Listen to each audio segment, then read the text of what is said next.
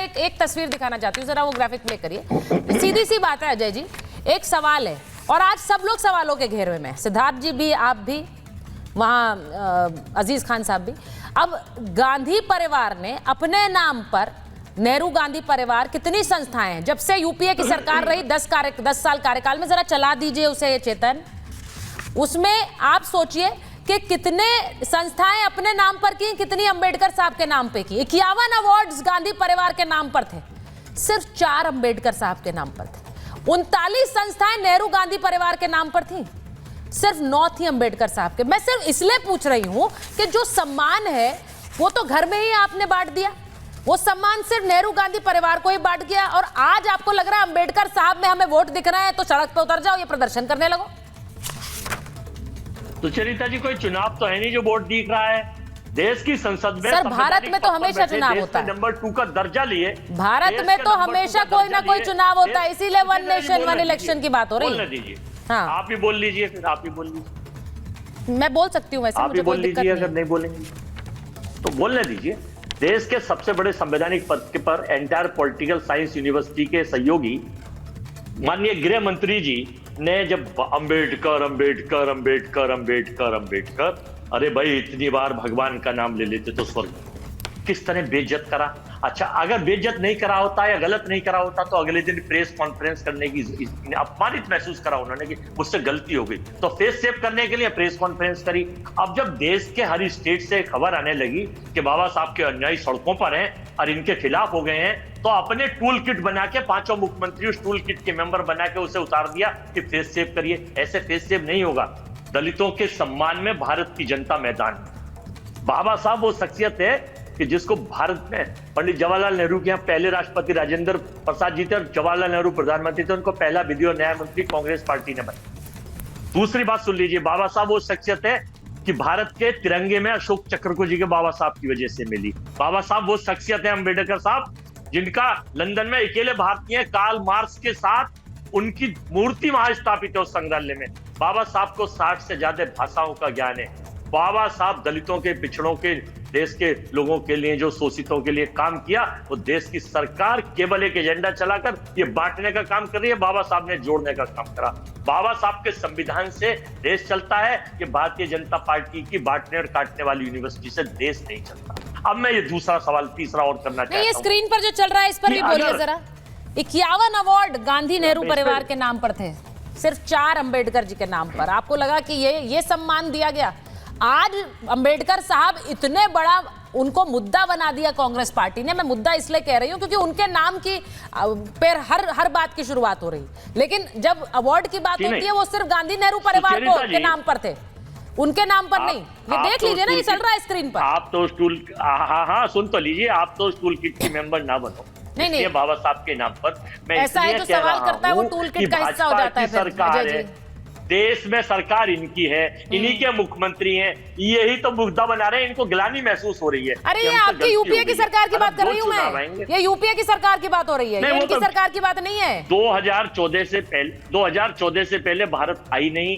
एक Vasco da Gama साहब गुजरात से आए थे, उन्होंने भारत की खोज की थी। ये मैं नहीं कहता, बार बार कंगना रनौत ये बात कहती है कि देश की आजादी में योगदान किसी का नहीं था, मोदी जी ने भारत को ढूंढा है।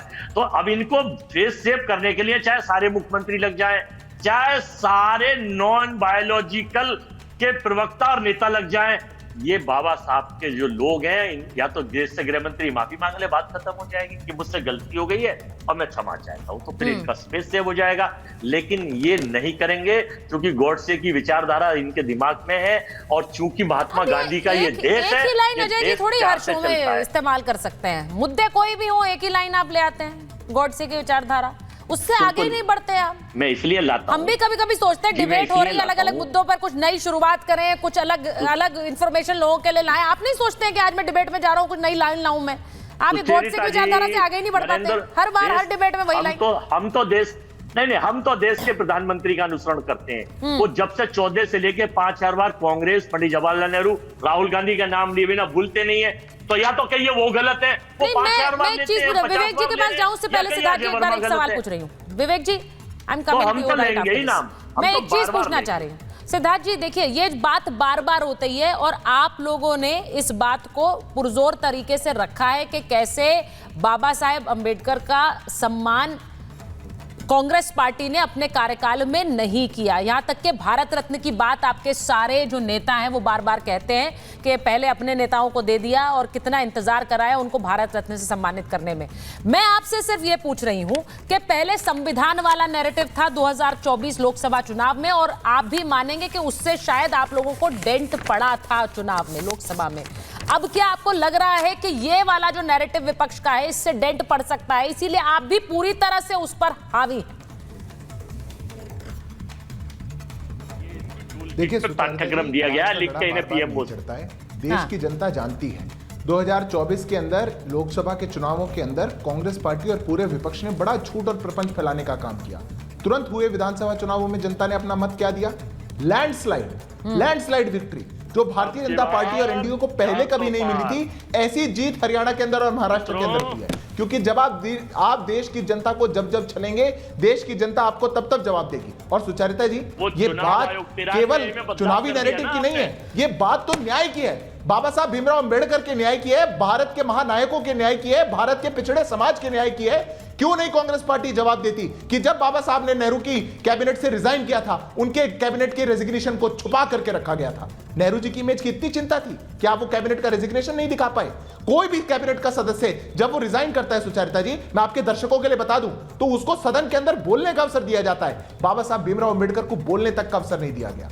उनके जन्मभूमि, उनके चैत्य स्थान, उनके लंदन वाले आवास, दिल्ली में जहां वो लास्ट रहे, कांग्रेस पार्टी ने कभी नहीं बाबा साहब भीमराव अंबेडकर का नाम, देश के पिछड़ों दलितों की आवाज, वो देश की जनता में कभी याद ना रह जाए, इसका पूर्णतः प्रयास किया। और आज खड़े होकर के वोट के लिए कह रहे हैं कि नहीं हम तो बाबा साहब वाले हैं, वो छोड़ दीजिए। अरे इनके नेता और इनके नेता के जो अंकल जी है ना, फॉरेन वाले, सैम पित्रोदा, उन्होंने क्या ट्वीट किया था? उन्होंने कहा था भारत के संविधान और प्रियम्बल को बनाने में नेहरू का ज्यादा योगदान है, अंबेडकर का नहीं।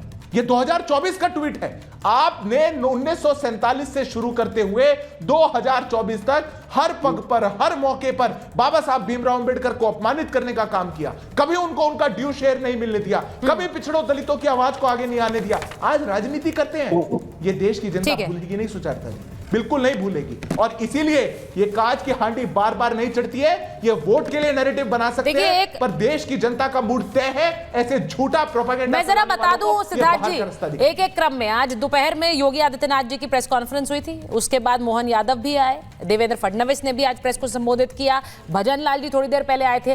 अब मध्य प्रदेश के मुख्यमंत्री मोहन यादव, उन्होंने कांग्रेस पर सवाल उठाए। विवेक जी, इसके बाद आ रही हूं आपके पास, जरा सुनिए इसे। वोट के लिए बाबा साहेब की बात कर रही है कांग्रेस, सिर्फ वोट के लिए। कांग्रेस ने हमेशा ही बाबा साहब के लिए दुर्भाव रखा, नेहरू जी ने उनके साथ गलत व्यवहार किया। अब वो कह रहे हैं कांग्रेस राज में बाबा साहब को भारत रत्न नहीं मिला। अब ये मोहन यादव का बयान आया है।